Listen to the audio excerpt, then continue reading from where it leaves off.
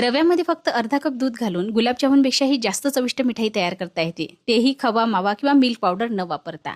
मिक्सरच्या भांड्यामध्ये 1 कप बारीक रवा घालायचा, 1 कपपेक्षा थोडी कमी साखर घालायची, वेलची घालायची, चिमूटभर मीठ घालायचं आणि याचं बारीक पावडर तयार करायचं. 1/4 कप रिफाईंड तेल घालायचं, रव्याला छान चोडायचं. यामध्ये अर्धा कप दूध घालायचं आहे आणि 3 ते 4 चमचे खोबऱ्याचा किस घालायचा. 2 चिमूटभर बेकिंग सोडा घालायचा. बघा, मिश्रण पातळ झालेलं आहे. आता यामध्ये आपल्याला 1.5 कप मैदा घालायचा आहे. स्टेप बाय स्टेप मी घातलेला आहे. याचा एक डो तयार करायचा आणि अर्धा तास झाकून ठेवायचा आहे. अर्ध्या तासानंतर याचे छोटे छोटे पेढे घ्यायचे. आता तुम्हाला जर याला गोलाकार शेप द्यायचा असेल तर देऊ शकता किंवा असा लांबोडा आकार दिला तरी सुद्धा छान दिसतो. सर्व तयार करून झाल्यानंतर तेल मध्यम आचेवर गरम करायचं आणि छान तांबूस रंग येईपर्यंत तळून घ्यायचं आहे. सुरुवातीला गॅस मध्यम आचेवर ठेवायचा आणि नंतर लो फ्लेमवर तळून घ्यायचं. बघा, इथे गुलाबजामुनपेक्षाही चविष्ट मिठाई तयार आहे. नक्की ट्राय करा. रेसिपी आवडल्यास लाईक करा.